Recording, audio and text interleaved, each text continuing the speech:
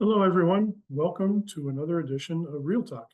My name is Jim Schottenham. I'm the curator here at the American Museum of Fly Fishing, and I'm coming to you today from the Gardner Grant Library located in Manchester, Vermont.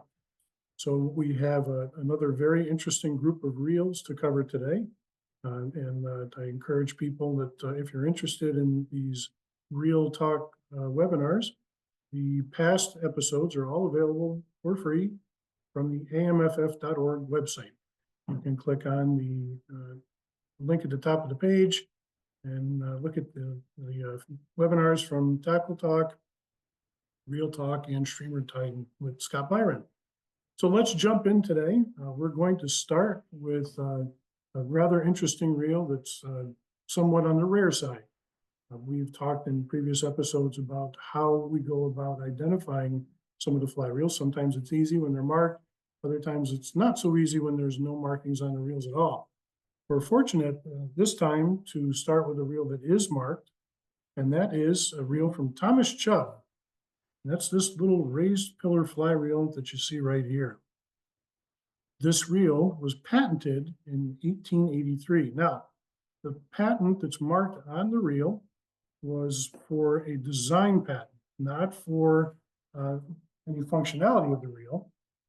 The design patent, which if you're looking at these patents on the website, it's important to remember that when you're looking for a design patent, you want to start your number search by entering the letter D first.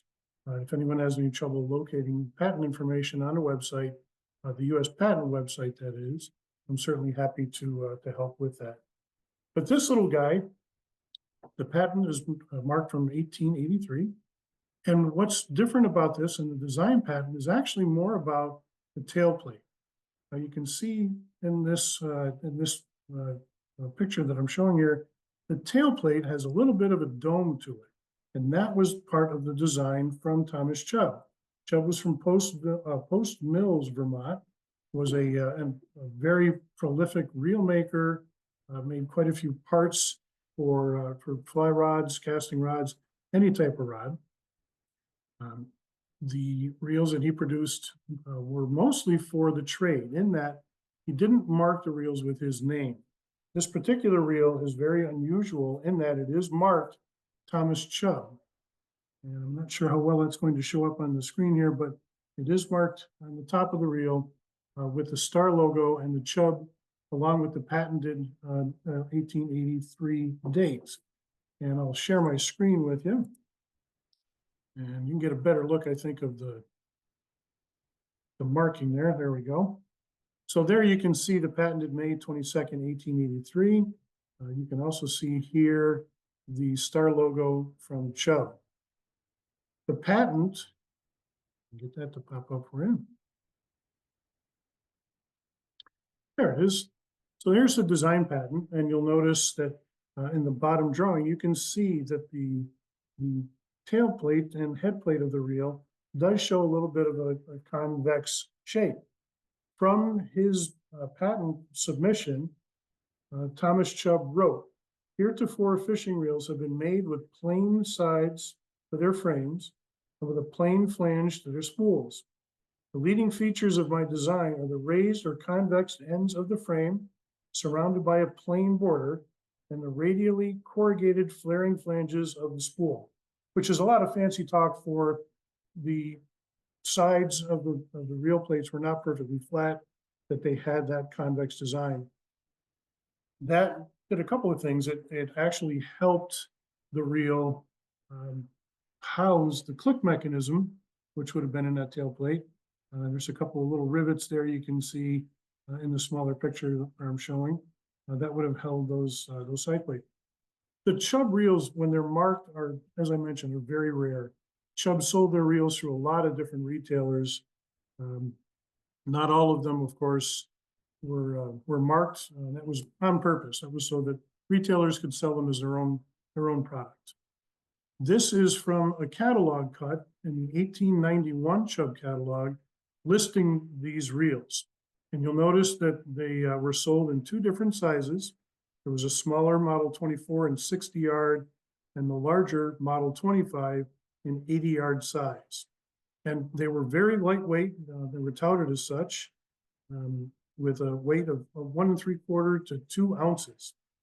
It's also unusual to find reels from this era made of aluminum. Aluminum, prior to this, was a very expensive metal to use.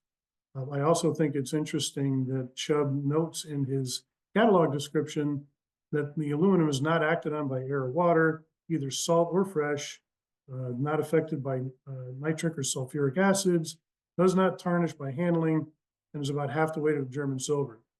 I will certainly agree that it is less in terms of weight of German silver reels, but they are susceptible to exterior damage.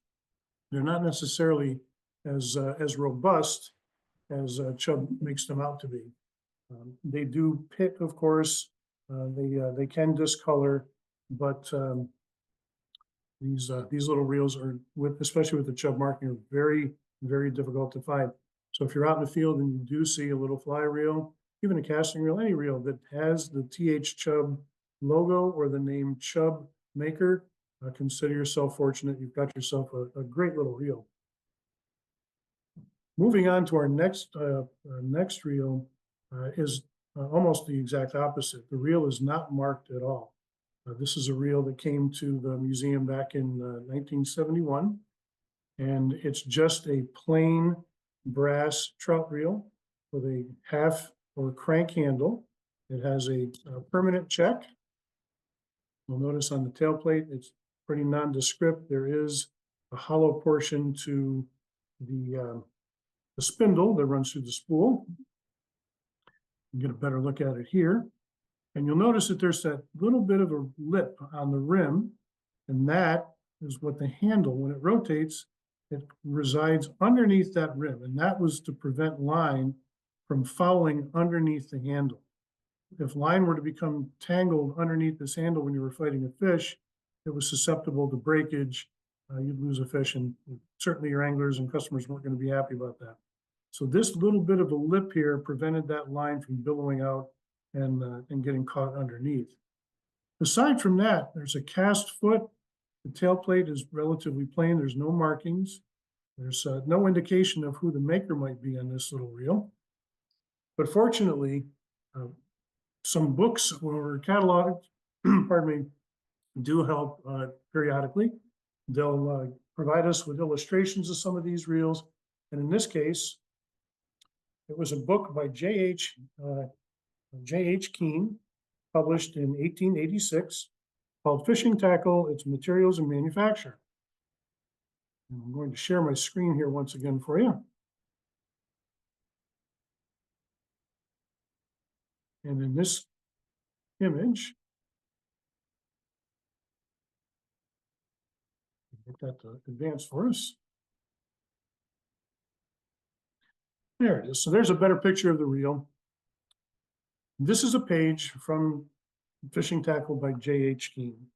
And of course, you'll notice that he's drawn figure 73 as the Mills patent winch. So we're pretty confident, of course, that this is a reel that was retailed by William Mills from New York. And he talks about, in his description, that it will be seen that the ladder is surrounded as it passes around by a rim of metal, which prevents the line from getting around the axle when one is fishing on windy days. That's an extremely valuable feature, and certainly it is a valuable feature.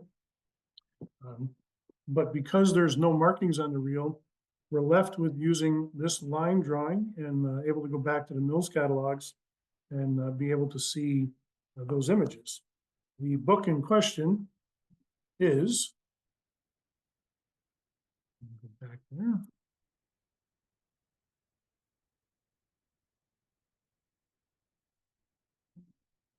So here's the book that I'm referring to.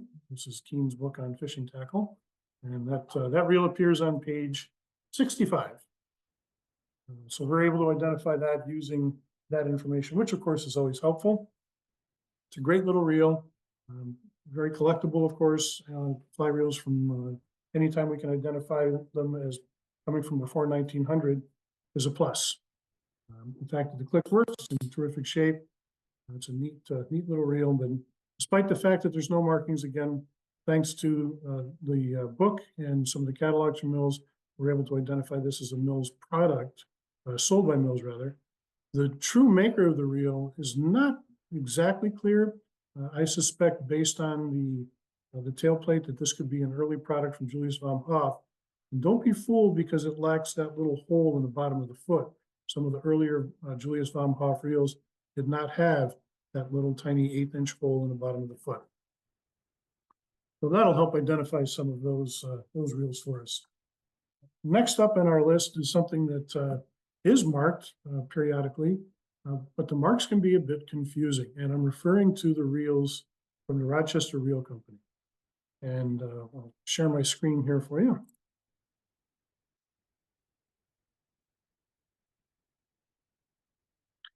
This is a Rochester Ideal reel. And you'll notice that, of course, the spool has quite a few perforations. This reel has a very interesting history. The Ideal reel from the Rochester Reel Company started out as being manufactured by the Harvey Carlton Reel Company out of Rochester, New York. In 1908, the Carlton Reel Company was reorganized, and that gave birth to the Rochester Reel Company.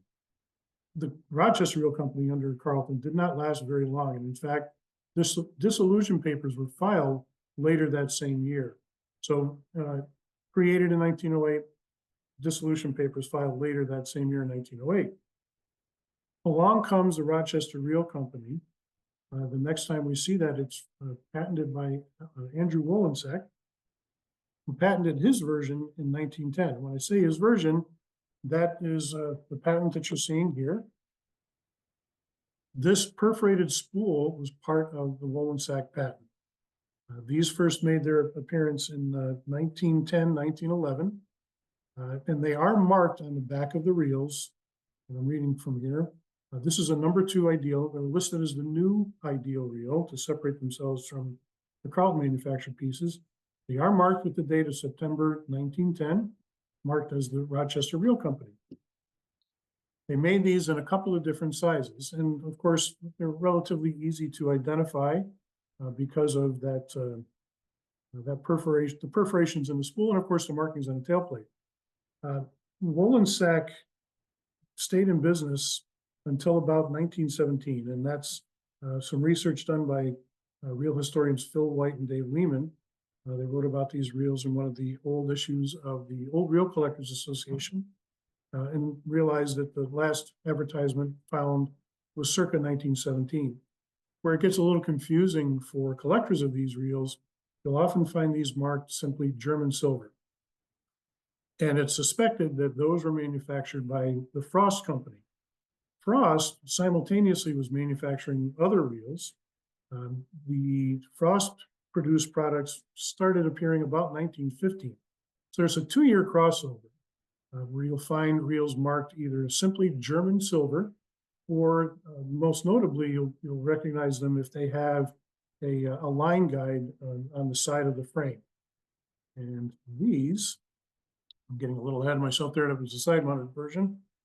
Let's do this.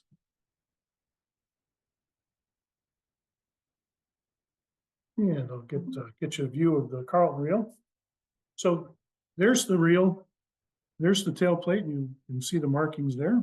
You'll notice that little lever that they have. That lever will engage the click.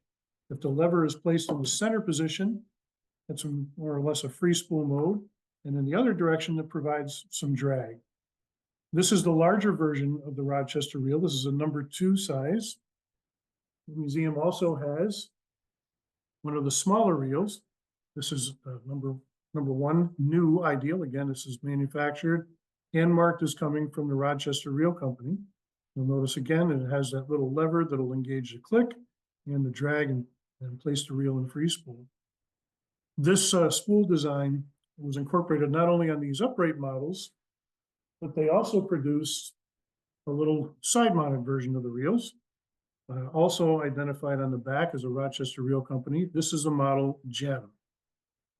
Similarities, they also have that little lever that's going to provide a little bit of a drag, and great collectible reels. But you'll often find these, as I mentioned, without any markings, and those will be reels that were likely manufactured by Frost. When Frost dissolved, Sometime in the early 20s, they were taken over by Horrocks and Ibbotson, and I suspect some of the leftover stock was sold by Horrocks and Ibbotson with those markings. Again, you'll identify them pretty easily when you see that little sliding line guide. But we're not really sure who, when the Rochester reel and Wollensack was in charge of the company, there was the Wollensack Optical Company. So we're not really certain who manufactured the reels for Wollensack at the time. There's some speculation, but to date, I don't think there's been anything solid to tell us one way or the other who manufactured those reels. But at least we know some of the history come from Carlton. The Wollensack, the patent was in 1910. They first appeared in 1911, appeared in catalogs until about 1917, at which time Frost took over manufacturing those reels. So again, another interesting collectible, some great pieces, and the New York reel. And if you're into side mount reels, of course, that little gem reel is a good one to have in your collection. Next up, we have one of the reels that's, boy, it's one of the most sought after fly reels by collectors. It has exceptional quality and it has a great heritage. And of course, I'm talking about the Meek number 44 fly reel.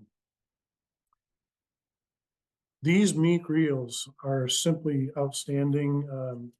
And this particular model 44 happens to be a first model. Now you'll hear reel collectors talk often about models, different models. And why is that important to a collector? The Meek 44 reel went through 3 modifications, or 3 versions, 3 models of the same reel. By looking at some of the components, we can easily date these by some of the features. This first version fly reel made by the company started in 1899. And these, of course, were the evolution started from the Meek Company, which had its beginnings back in 1835. The original Meek brothers, Jonathan and Benjamin, started their business in Frankfort, Kentucky. Benjamin would go on to continue the business until it was sold in 1899. And at that time, the company was sold to a group of businessmen. This reel first made its appearance in late 1899. It's marked BF Meek and Sons, number 44. Of the 3 models, this is the first, as I mentioned, and it's identified by a lot of ornamentation. You'll notice right away that the handle has a little bit of a dog leg here, straight end toward the counterbalance, but there's just a tremendous amount of fine lines and knurling. You can see here on the side plates, both of those rims are heavily knurled. There's a fancy grasp on the end of that handle. And on the tail plate, of course, there's a dished area.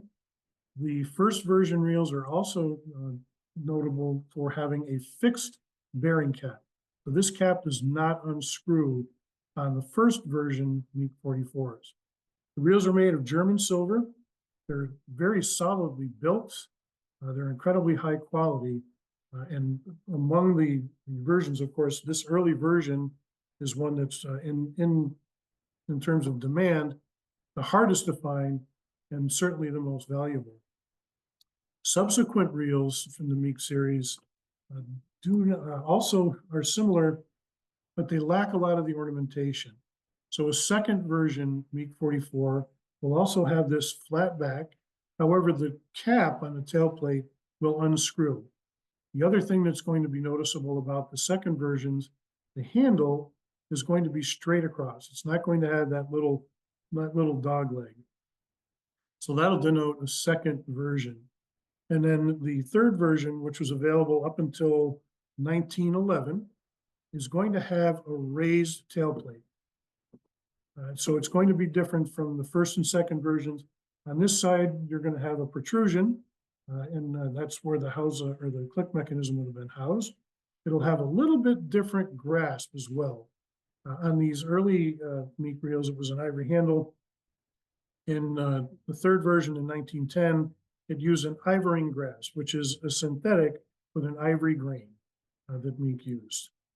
And I'll see if I can't show you here. I've got a little bit better picture.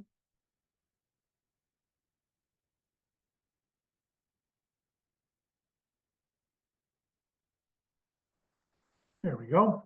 So there you can get a good view of the ornamentation. You'll notice that even the washer underneath the screw has fine knurling. There's knurling around the counterbalance handle. You can get a better sense of the knurling along the rims, and of course that scribed mark on the head plate. So these reels, again, incredibly high quality. They're very hard to find. The numbers produced were somewhat low. So when you have a high quality reel, limited production, increased demand, you can imagine that these reels do sell for a tidy sum when they come available in the private, between private collectors or anytime they come up at auction. Another such reel that's somewhat equal to and in some views exceeds the aesthetics of the Meek, and that is a Talbot model Ben Hur. The Ben Hur reels from Missouri were introduced in 1902, 1903. Initially, they were offered in just one size. It was a little bit larger reel. They were offered in both German silver and aluminum. The German silver reels had aluminum spool flanges. And as you can see in this image, they're a little susceptible to some of that pitting we talked about that you'll see on aluminum reels. These were advertised initially through 1907 in Abercrombie and Fitch. They listed both the numbers 100 and models 101. And what the Meek reel had in terms of embellishments with a lot of fancy knurling, the Ben Hur actually lacked a lot of that. However, it's a very elegant looking reel by many opinions. A beautiful S-shaped handle on the reel. And of course, the reels that were retailed through Abercrombie and Fitch, and I can't remember if I mentioned, Abercrombie and Fitch advertised themselves as the sole New York agents for the Talbot line of reels. Talbot, of course, is very familiar to those casting reel collectors as being some of the finest tournament casting reels for distance and accuracy. Tournament casters throughout the country were using Talbot reels. The Ben Hur, the quality is equal to that of the Meek reels. The tolerances are fantastic. The reels were rather expensive. Even in 1907, you'll notice that you could purchase either size for $10, which was about a week's salary for people, your average person back then. In 1910, the reel was only available in one size, and that was a 2 3/16. It was a smaller size. And in this image, you can see the catalog page from 1910 from Abercrombie and Fitch. They talk again about the German silver end plates, the aluminum spool. There's a click mechanism, of course, and they're very durable, very expensive. The two sizes I mentioned that were dropped down to one were produced for just a couple of years. There is one large salmon size Talbot Ben Hur that I'm aware of that resides in a private collection. I don't believe that reel was ever cataloged. Very likely that it was a special order. Regardless, any Talbot Ben Hur reel that you find is certainly something to be proud of. They're, as I mentioned, incredibly high quality, whether it's a aluminum reel or a nickel silver reel. Great sounding clicks and just a high quality reel. The patent date on these you'll find is from 1901. And the patent is, and let me change my cameras here, you can get a better glimpse of it. The patent was for the pillars that you see in between the plates. Now you'll notice that there's a tiny little enlarged area at the end of the pillar. And those were increased sizes for the pillars so that it would grab the side plates, a little more purchase area to secure the reel and keep it from loosening up. That's what that 1901 patent is all about. So these little reels, again, in great demand. If you have the opportunity to pick one up, if you're a collector, then I certainly encourage you to do so. So we've talked about the Chubb reels and the Mills reel. some of the reels from the Rochester Reel Company. We've talked about the Route 44 and a Talbot Ben Hur. We'll talk next about another very prolific and very collectible reel maker, and that's Edward vom Hofe.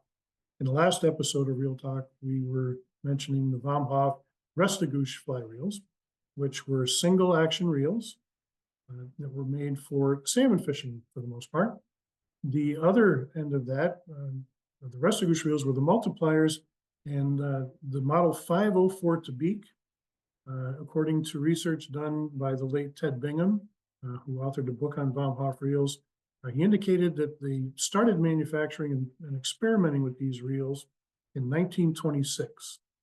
The first catalog entry for a Tobique in model 504 would be in the 1928 catalog.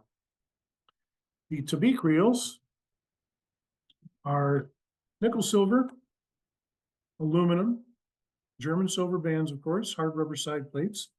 And some of the distinctive features of these reels that you'll be able to use to identify when they were produced are some of the components.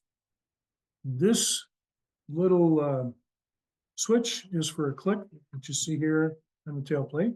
This, of course, is a drag adjustment. And you'll notice that there are roller pillars. And the roller pillars on this reel allowed you to fish this reel either on top of the rod or underneath the rod. And one of the things that I think is most interesting about these reels, you could order these from vom Hofe with the spool rotating in either direction. And what that means is if the rod were placed, the reel were placed under the rod, the handle would turn in the same direction as a spool. However, as a salmon angler, dry fly salmon angler, if you wanted to use this reel on top of the rod, vom Hofe could make that so that the spool would rotate in the opposite direction that you're turning the handle. And that would allow you to fish the reel what's termed rings up. This particular reel that I'm showing you came to the museum. This was owned and used by George LeBranch, who was the author of Dry Fly and Fast Water, and of course the Salmon and the Dry Fly. We can date this reel to about 1929, 1930, based on the location of that little click switch and the drag adjustment. In the very first iteration of these reels, the sliding click was on the faceplate. That would have been in 1928. And in 29 and 30, both of those switches moved around to the back plate.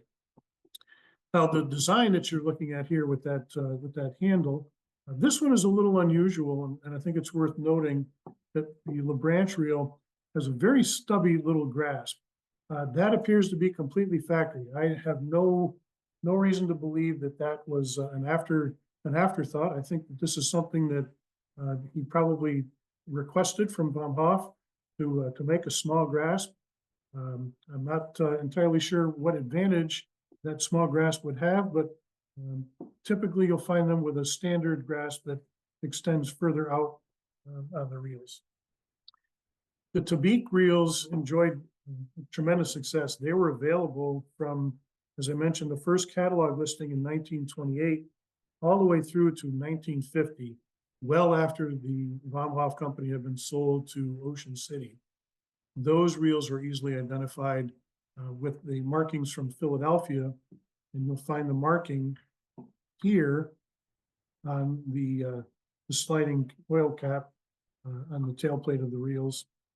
It'll actually say Philadelphia. So these reels enjoyed a long history in the catalogs. There were some different versions, but these are great reels. And again, certainly collectible if you're fortunate enough to find a vom Hofe Tobique, which is a multiplier, of course, versus the single action Restigouche. How do you know which is which? The easiest way, of course, when you turn the handle, you want to watch the rotation of the spool. A Restigouche reel is going to have a single action. For every revolution of the handle, the spool will turn one time.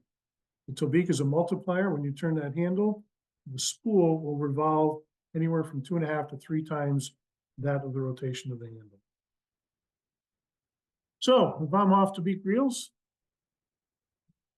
Another great example from Edward vom Hofe.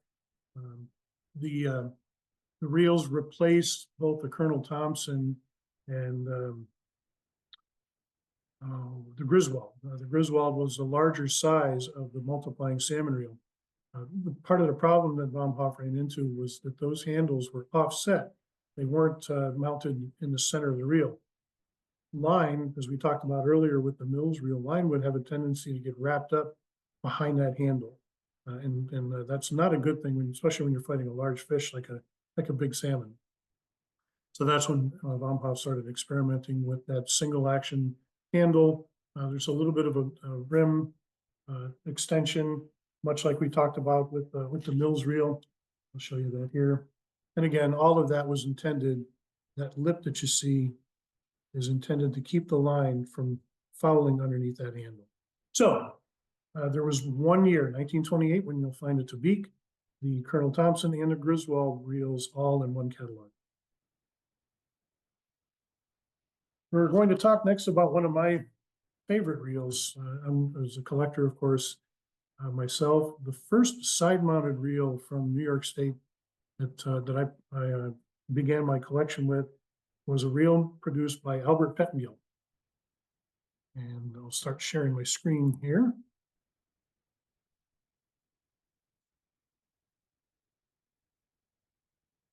Albert Pettengill patented his reel in 1887.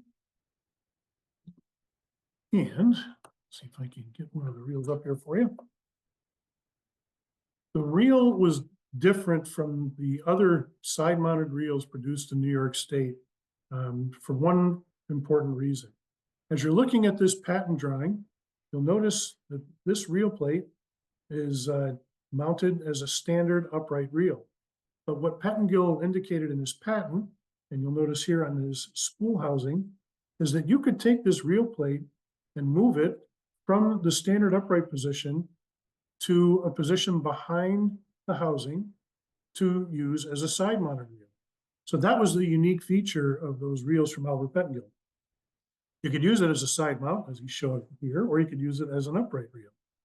One of the great things about these Pettengill reels, they do show up fairly often. They're not incredibly hard to find, but as we've talked about different versions with the Meek reels and the Talbot reels, there are different versions of the Pettengill. The nice thing about the Pettengill reels is there's a lot of different versions.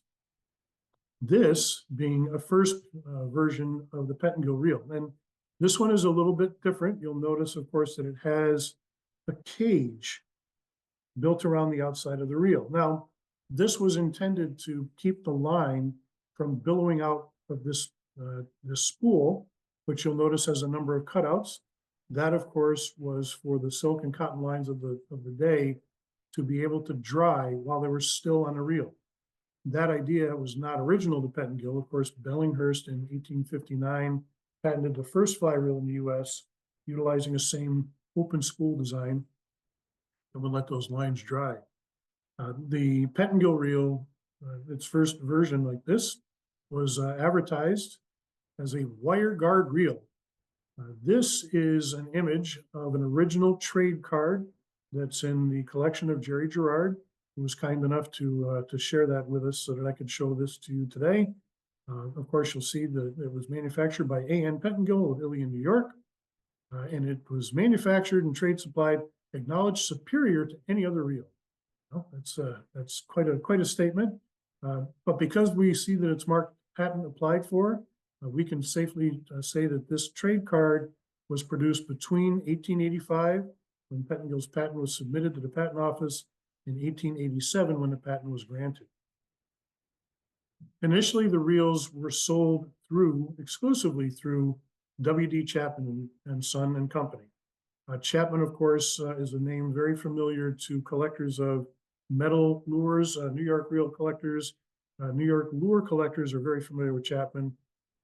But both of the reels that you see advertised on this page, both the upright and the side mount, and they touted these as being new reels, and of course at the time they were kind of a departure. Now, what's interesting is even though in the patent, Pettengill talks about the ability to change easily the reel plate from the side mounted reel here, to the frame side where you create an upright reel.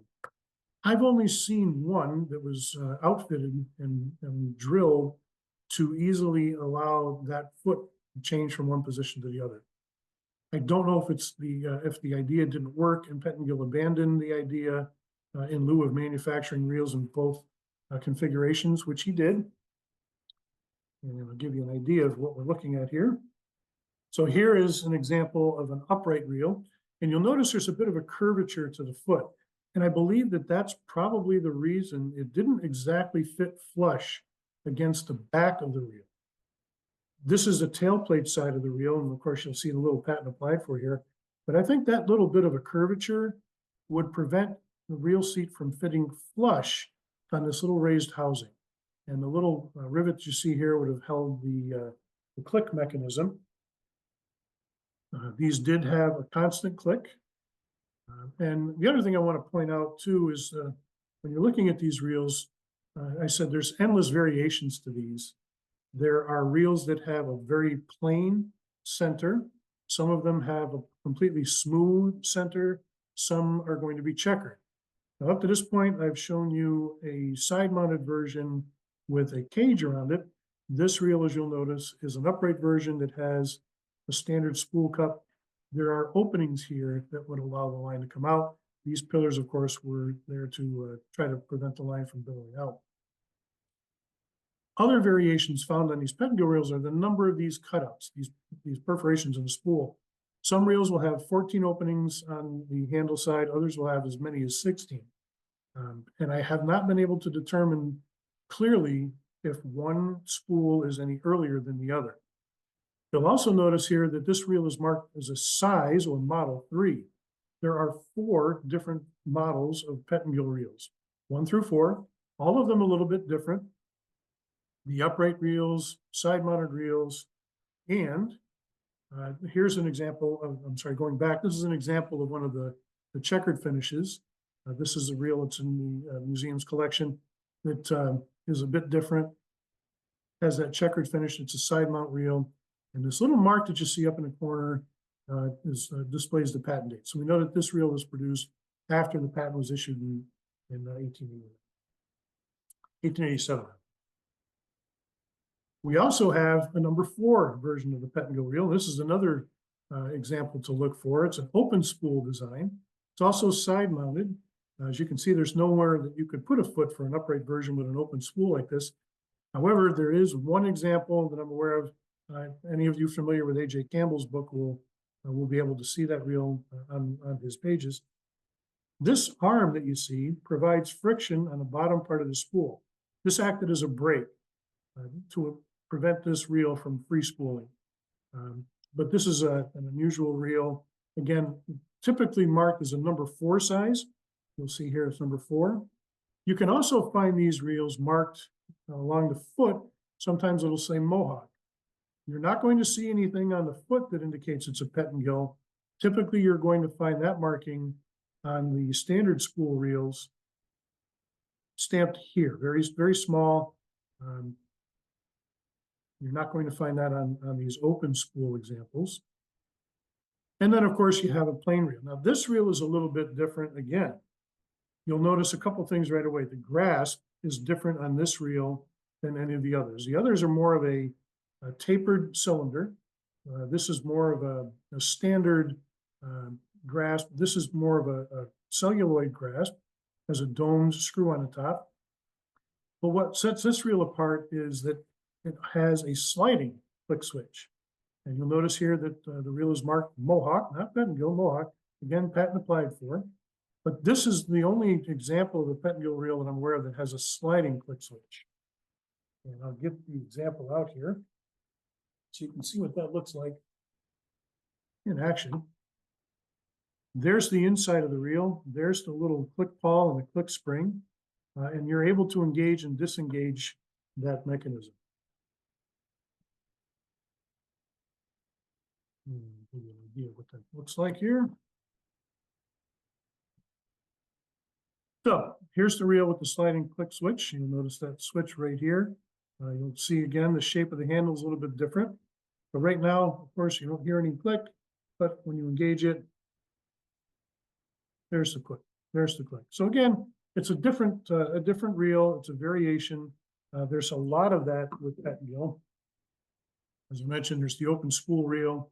There's your typical cylindrical style handle that's made of wood. And one of the things that we've touched on in previous episodes of Reel Talk, what you want to look for when you're looking at any of these reels, look at the post on the back side of the grasp. So here we have our grasp, and on the back side of the reel is where that's going to connect. If there's a smooth finish, it doesn't look like it's crudely attached to the back side of the spool, chances are good that it's an original. If you see that that's rough, if there are cracks, if it protrudes, if that were not original, you would see a little bit of a protrusion on the backside here. And of course, line would catch on that. That's not a good thing. So you can typically tell if those things are original or not. And this is the example here of the checkered finish. And again, you can see on the backside, and position properly, yeah. You can see that connection where the handle is, and it's a nice smooth finish. So that's an indication of an original handle. This is a bit unusual in that it's the only box I'm aware of that's not a marked box. It's the only reel that I'm aware of that came with a box. This is the foot that's attached to the bottom of this early reel. Now this reel, as you'll notice, that foot plate is perfectly flat. And again, there's nowhere on this frame to attach that foot so that it would become an upright reel. So that's an early example of a Pettengill. So Albert Pettengill reels came in a large number of varieties, a lot of different versions, circular patterns, checkered patterns, plain patterns, models 1 through 4. You've got open spools. I should point out too that there are other examples that you'll find of these open spool reels that will not have this wire break. It'll have a solid bar, and that bar will typically say Mohawk. So that's yet again another version to keep your eyes open for when it comes to Pettengill reels. As I said, this is the Pettengill reel was the first one that I added to my collection for collectors interested in starting out with side mount reels or adding a very unique reel to their collection. Pettengills are certainly a good place to start. So that brings us to some of the most recent pieces in the last portion of Reel Talk for today. We were very fortunate recently to have visited with Sandy Bogdan. And Sandy was kind enough to share with us some pieces from the shop that I think are exceptionally unique, and we're just thrilled to have them here at the museum. And I'll do my sharing again here.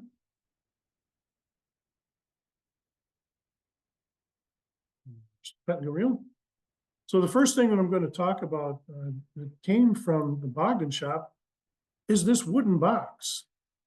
These boxes never made it into production. These were prototypes that Stanley had put together for some of his earlier reels. And they were discussed in the book by Graydon Hilliard. He, of course, wrote the book Bogdan. And in his book, Hilliard talked to Stan, or rather talked to Stan about some of the pieces that Stan encountered. He also provided a letter written from Orvis to Stan Bogdan about these boxes. It's my understanding that Stan took that the notations from the Orvis company and decided that it just wasn't worth his time and effort to produce a box. And you'll see that it comes in 2 pieces. It was intended to be a hinged box. It has a fairly deep well for housing some of the larger salmon reels from Bogdan. But the information that, or the feedback rather, that Stan received from Orvis was that we just wanted to comment on the wooden box. They'd like to give it a coat of lacquer to keep it from becoming dirty. As it is now, the untreated wood shows finger marks and everything else. So I think between the letter that Stan received from Orvis and the fact that he was so busy, demand for his reels was already increasing. He just didn't see that it was worth his time and effort to produce a box. But as you can see, the intent was clearly there. The museum is very fortunate to have these prototype wood boxes from Stan Bogdan. Some of the other more interesting pieces that we received from Bogdan included pieces that were also mentioned in the book. Mr. Hilliard interviewed Stan and talked about a couple of pieces in the book, most notably. Change the notes. Stop there. Most notably, he had talked about one of the reels that people would send reels in for repair. And Mr. Hilliard asked what were some of the greatest challenges. And Stan was quick to point out that there was one reel that one of his customers, the son, had apparently run over the reel with a Jeep. Now, you're not looking, there's nothing wrong with the camera. What you're seeing there is actually a very twisted frame from a Bogdan reel. This is the frame that was sent to Stan in hopes of repair. And of course, I think Stan got a kick out of the fact he certainly couldn't repair it. Was just kind of amused that something like that would be sent in. So he kept it in the shop all these years. And as I said, we're very fortunate that this is one of the artifacts that Sandy shared with the museum. So great reels, but not impervious to a Jeep running over the frame. One of the other things that Stan talked about, reach for in here, was that in early advertisements, Stan talked about the capabilities of his reels, of course, freshwater, for trout, for salmon. He also included the word saltwater. Well, as you can see from the spool flanges here, that probably wasn't the greatest idea. This was sent in from a member on the West Coast that Stan noted as being an IGFA record holder, but he also mentioned that he was completely averse to rinsing off his reels after use in salt water. So as you can see, salt water, if not attended to, will certainly corrode these pieces. And this was something else that amused Stan that he held on to, kept in his shop all this time. It's kind of a reminder to not advertise the reels as being suitable for salt water. So those are just a couple of the pieces. So between the box, the bent frame that was sent in by a customer, and the saltwater spool that completely broke apart as a result of corrosion and not taking care of the reels. It should remind everyone that if you do have reels, that you take care of them. Certainly the makers of all of these reels would want you to use them. And that's perfectly fine. That's what they were built for, but take care of them. Rinse them off if you use them in salt water. Use some lubrication. There's no need to go overboard with lubrication, but certainly wipe them down. Try to keep them away from the sunlight and all to keep the hard rubber from becoming damaged, and try to take care of them and preserve them for future generations to enjoy. So that'll bring us to an end to this episode of Real Talk. I'd like to remind everyone that if you're interested in these episodes, you can certainly go to amff.org. You can go to the webpage, find these webinars available. The other thing that I'd like to make note of is that a lot of these pieces are available in our online database. So the museum is working very hard to provide new items to our online database. Again, you can find that from the amff.org website. You can click on online collections and look at our database. It's searchable with a keyword. So if you wanted to look up Chubb, the reel that we outlined first, the first reel that pops up is that little model number, aluminum model 25 with that raised dome cap. It's a wonderful tool for research. And if you just want to go in there and look around, then of course it's not just reels. There's books, flies, rods, everything that's in the museum's collection ultimately will end up in the online collections website. You're going to have to give us some time to get everything on there. We've got an amazing collection, and as I said, we're working very hard to get more things up there every day, every week. If you're not already a member of the American Museum of Fly Fishing, I certainly encourage you to join us. Of course, in addition to the journal, you'll be help supporting programs such as this. So I hope you enjoyed this edition of Real Talk, and I hope you have a great day.